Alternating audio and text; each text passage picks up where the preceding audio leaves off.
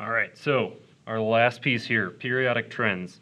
All right, so periodic trends within our atoms, we're going to primarily try and use Coulombic forces, or we are also going to use effective nuclear charge.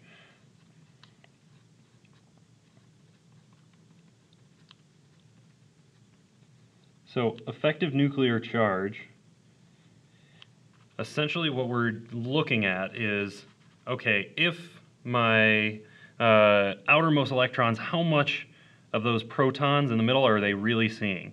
And so what we do is we look at the valence electrons and we're going to compare them to the number of protons, but we need to subtract all of those inner electrons, so the core electrons. And so if we are in group 1, right, like lithium has one valence electron and then 2 core electrons. It has 3 total protons, and so then we subtract 3 minus our 2 internal electrons.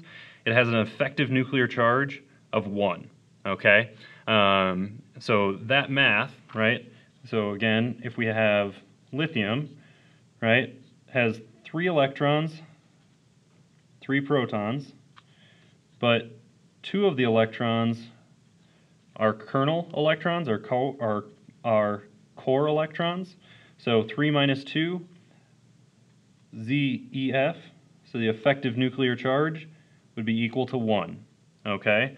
So our one valence electron really kind of sees a charge of 1, okay? So we're going to use that idea as well as Coulombic forces to kind of understand all of our periodic trends, okay? So atomic radius here, right? If we know just off top of our head, as we move to the right, it's going to decrease. And as we move down, it's going to increase. Okay? So how can I understand that trend? Can I understand the why of that trend without really just memorizing this? I can do that by understanding these two things. Okay? So as we move down the periodic table, the effective nuclear charge is going to stay the exact same, right? We have one more electron, right? One valence electron. All of the inner electrons are going to shield with protons. So it's going to have one valence electron seeing one charge from the proton. But as we move down, we're taking those electrons and they have to go into a higher and higher and higher energy shell. Okay? So as the electrons go into a higher energy shell, they don't have enough space, right? So there's going to be repulsions from those electrons that push them out. That's our Coulombic forces, right? If it's got the same charge, it's going to push it out. And so that when we go into the third energy shell, right, we go from lithium to sodium. Now those electrons have to be further out. When we go sodium to potassium, the electrons have to be further out still. Potassium to rubidium, those electrons don't have space, so they have to move away, right? The Coulombic force forces those electrons further away. So as we move down the periodic table, effective nuclear charge stays the same.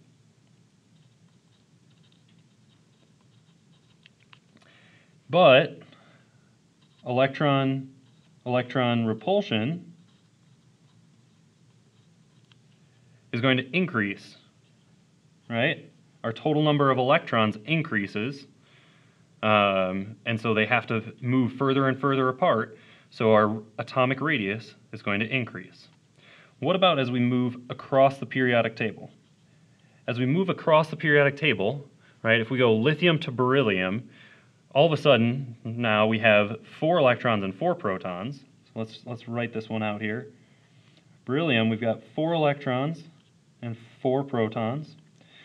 We've got 2 shell electrons, or kernel electrons. So my Z effective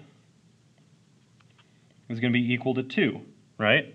So as I move across the periodic table, my effective nuclear charge is going to increase But the electrons, right, we get slightly more electrons, but they can still go into that same shell, okay? So because it can go into that same shell, the electron-electron repulsion stays the same. So if we move across an effective nuclear charge, the protons are pulling more on the electrons, the atomic radius is going to get smaller. So that's exactly what we want to do for all of our periodic trends. Our ionic radius, it's going to have the exact same trends as our atomic radius.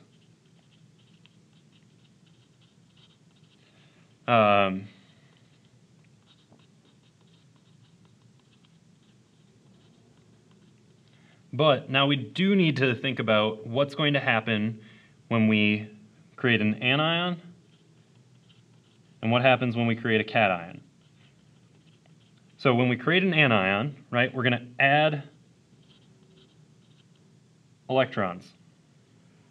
If we add electrons, now we have an increased electron-electron repulsion, right?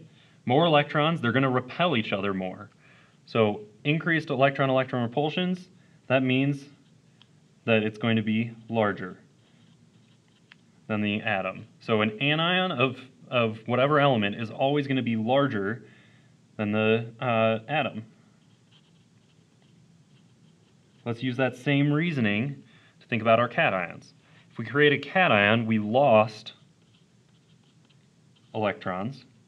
So if you're losing electrons, we have fewer electron-electron repulsions.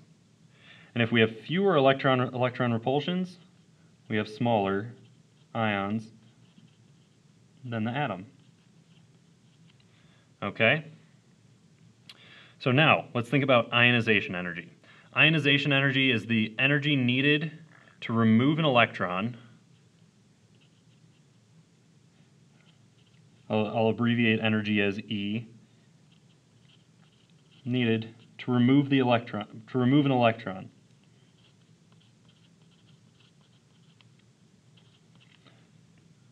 When did we talk about removing an electron before?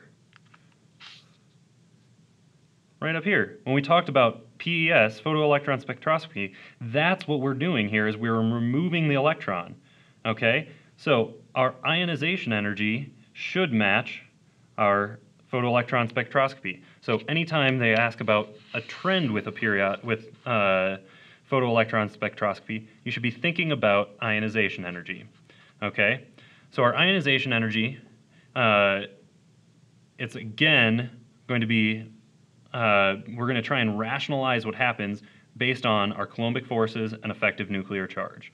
So as we move to the right, again, we see that we said that the electrons are going to be getting closer and closer to the nucleus because the effective nuclear charge is going to increase. Okay? So if the effective nuclear charge increases, the electrons are going to be closer to the proton.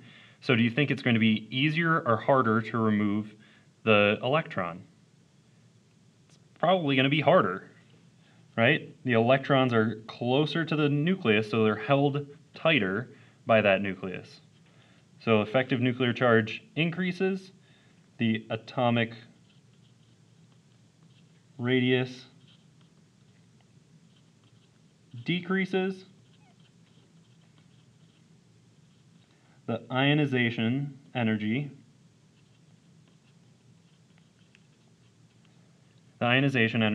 is going to increase. Okay? So, increase there. As we go down the periodic table, right, the effective nuclear charge is going to stay the exact same. Our electron-electron repulsions are getting larger. So electron-electron repulsions get higher, get larger. As it gets larger, that means that the atomic radius is getting larger. So if the electrons are further away from the nucleus, now that ionization energy is going to be lower.